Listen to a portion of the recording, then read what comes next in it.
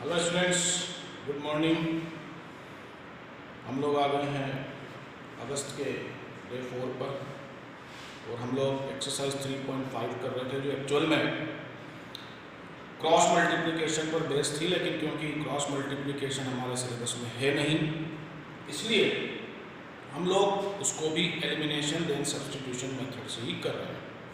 कल हमने question number 1 किया था। 1 में हमको ये चेक करना था कि जो इक्वेशंस उसने दे रखी है उनके सॉल्यूशन कैसे हैं, जो हमने comparison of ratio of x y in constant से चेक किया था। फिर उसमें से उसने कहा था जो यूनिक है उनको सॉल्व भी करो, तो जो यूनिक थे दो उनको हमने सॉल्व भी किया था। हम लोग उन कंडीशन पर रिवर्स प्रॉब्लम कर रहे थे, पहले भी कर चुके हैं। कल हमने सेकंड किया था क्योंकि उसमें एक अननोन क्वांटिटी थी, तो और कंडीशन उसने दी थी नो सॉल्यूशन वाली। ना क्वेश्चन नंबर 2 का फर्स्ट मैं पढ़ रहा हूँ, थोड़ा सा लंबा क्वेश्चन है, ध्यान रखना, क्योंकि उसमें अननोन क्वांटिटी एक नहीं दो है।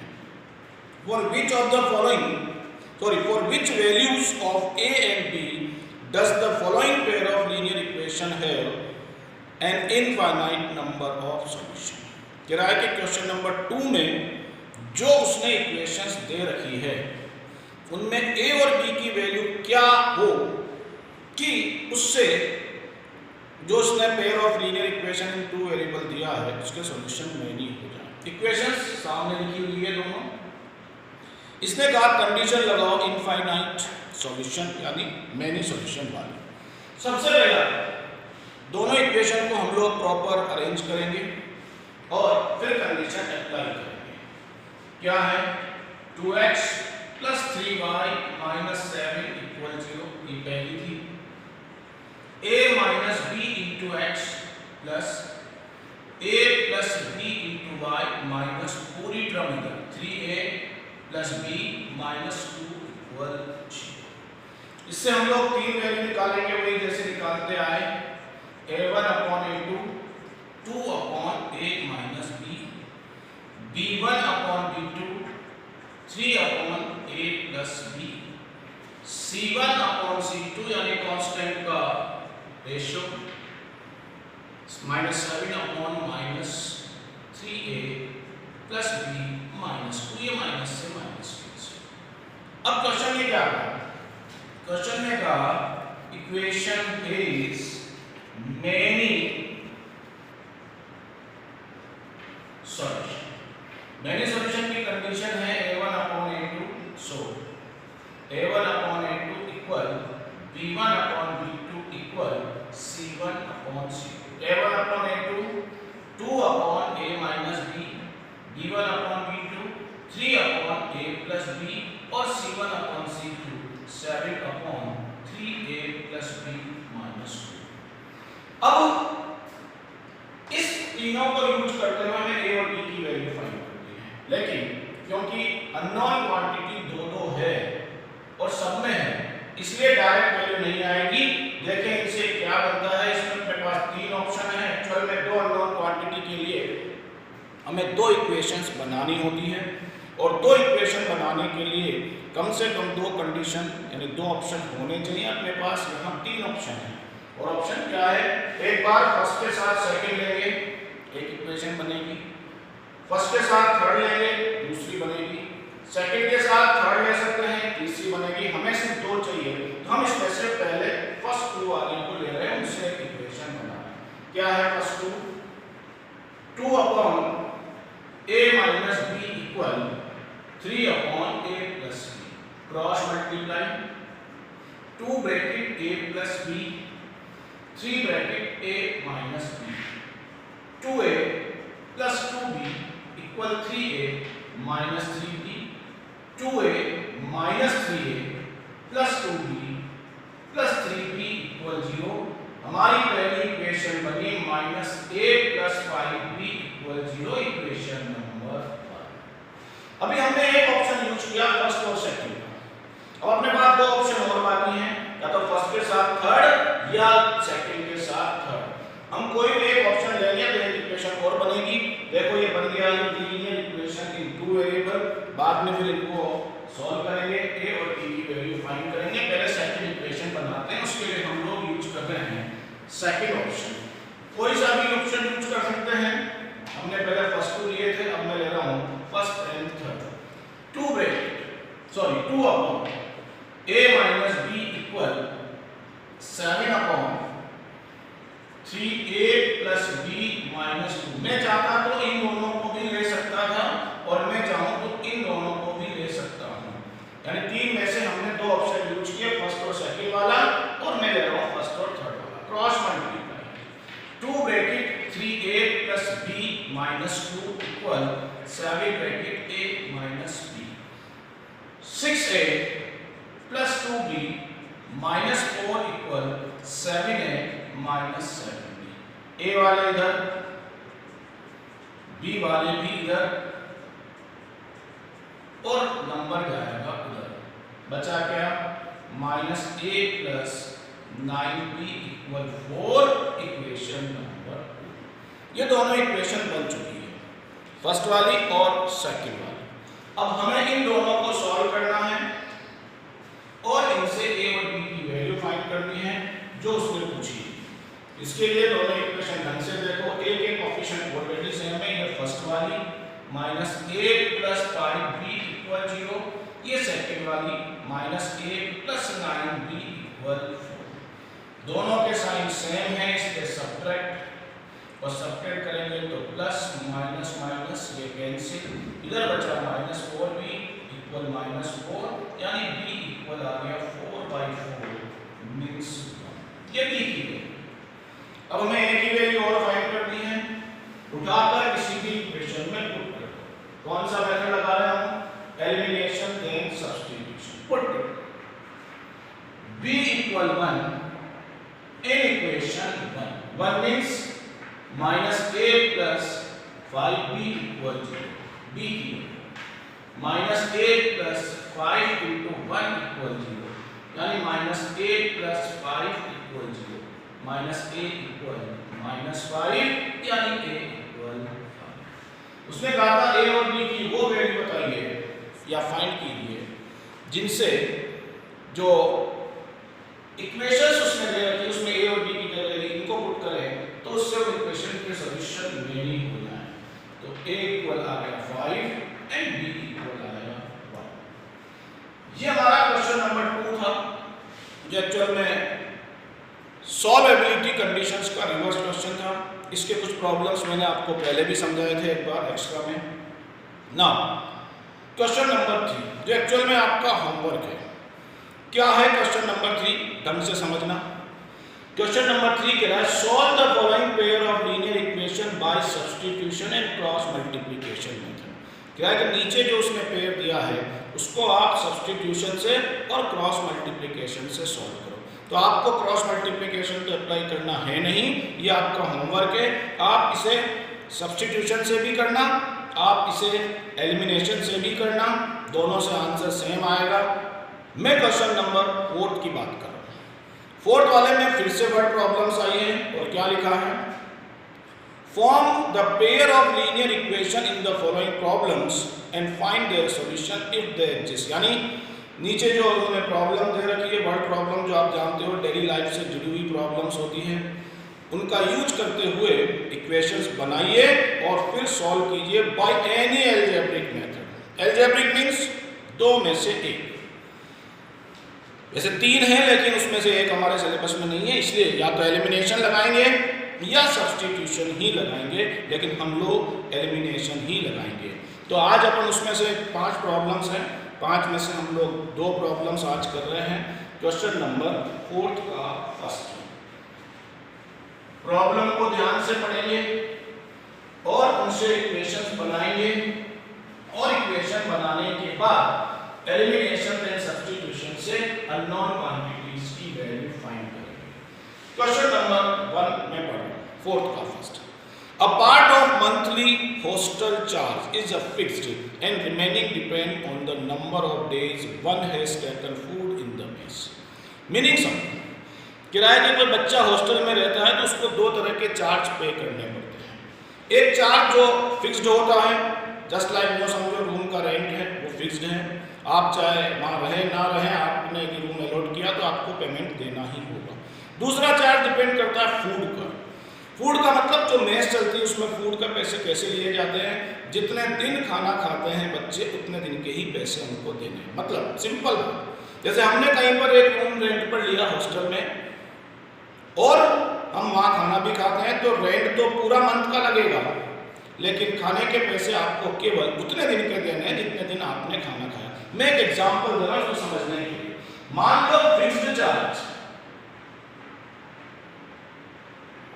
₹500 है और cost of food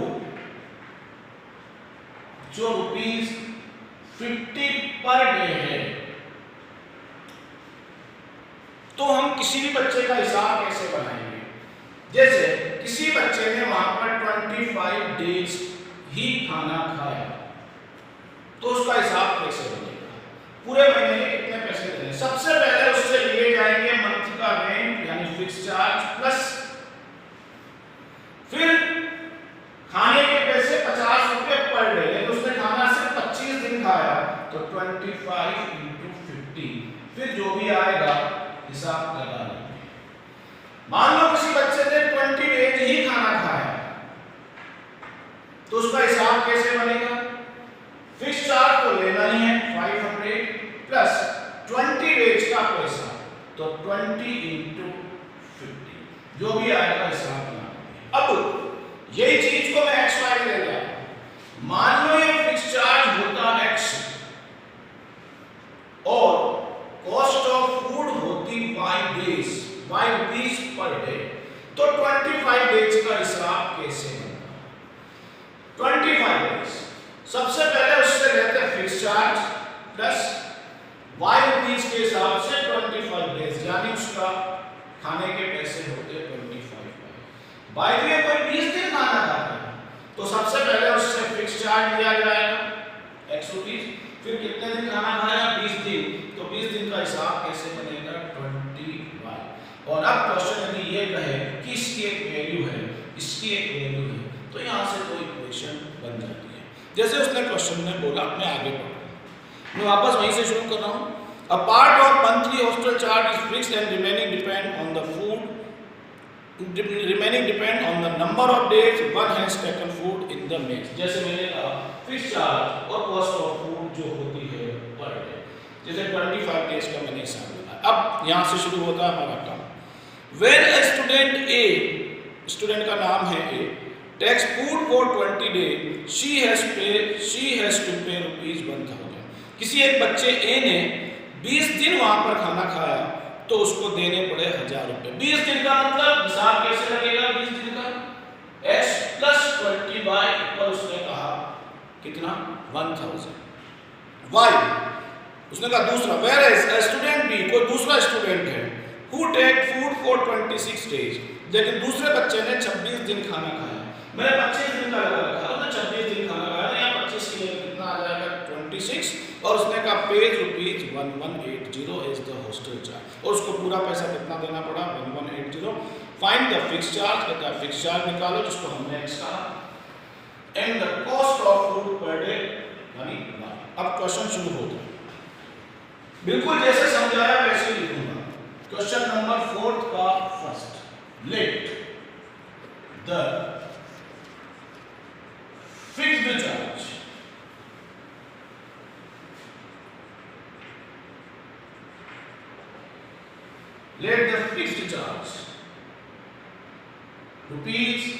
₹x and cost of food ₹y per day, हर दिन के y। अब सबसे पहला बच्चा कितना? 20 दिन। स्टूडेंट ए कितने दिन था? 20 डेज। 20 डेज का हिसाब, पहला काम फिक्स चार्ज 20 दिन के y रुपीस के हिसाब से 20y, और क्वेश्चन में कहा 1000 रुपीस। ये पहली इक्वेशन। स्टूडेंट बी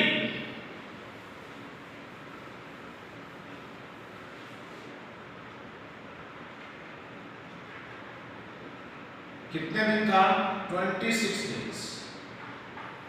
तो इसका हिसाब कैसे बनेगा? सबसे पहले फिक्स चार्ज, फिर 26y इक्वल क्वेश्चन में कहा 1180 इक्वेशन नंबर 2। और अब हमें इसे सॉल्व करना है। सॉल्व करके x और y की वैल्यू निकालनी है। जो x की वैल्यू आएगी वो फिक्स चार्ज होगा, जो y की वैल्यू आएगी वो cost of food per day होगा। चेक करो दोनों में x सेम है। मेथड वही लगाएंगे, elimination then substitution.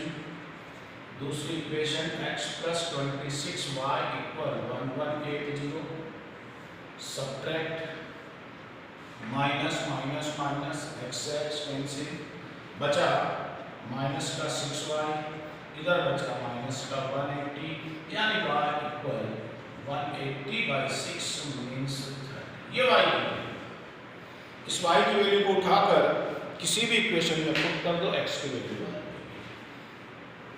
Put y equal 30 इन equation 1, x plus 20y equal 1000, x plus 20 into 30 equal 1000। और इस हिसाब से अपन चलेंगे तो x प्लस 600 इक्वल 1000, यानी x इक्वल 1000 माइनस 600, यानी x इक्वल 4। x की वैल्यू 400, y की वैल्यू 30। इस क्वेश्चन में x का मतलब था फिक्स चार्ज और cost of food per day. Now answer लिख रहा हूं। So the fix charge equal rupees, हमने x माना था rupees 400, and cost of food y rupees, यानी रुपीज 30 पर डे। ये हमारा क्वेश्चन नंबर फर्स्ट था। पहले हमने प्रॉब्लम पढ़ी, फिर इक्वेशन बनाई, फिर सॉल्व किया ना। इसी तरह का अपना एक और क्वेश्चन है। नेक्स्ट वाला फ्रैक्शन पर बेस्ड है। आपको पता है फ्रैक्शन वाले क्वेश्चन हम पहले भी कर चुके हैं, और फ्रैक्शन वाले क्वेश्चन में न्यूमरेटर, डिनोमिनेटर, फिर उनके कुछ रिलेशंस, और फिर उनसे बनती है equation. Now question number 2, fourth का सेकंड है, a fraction becomes 1/3 when 1 is subtracted from the numerator and it becomes 1/4 when 8 is added to its denominator. Find the fraction. कहता है फ्रैक्शन है, तो फ्रैक्शन है तो मीनिंग समझो। फोर्थ का second, so let the numerator equal x and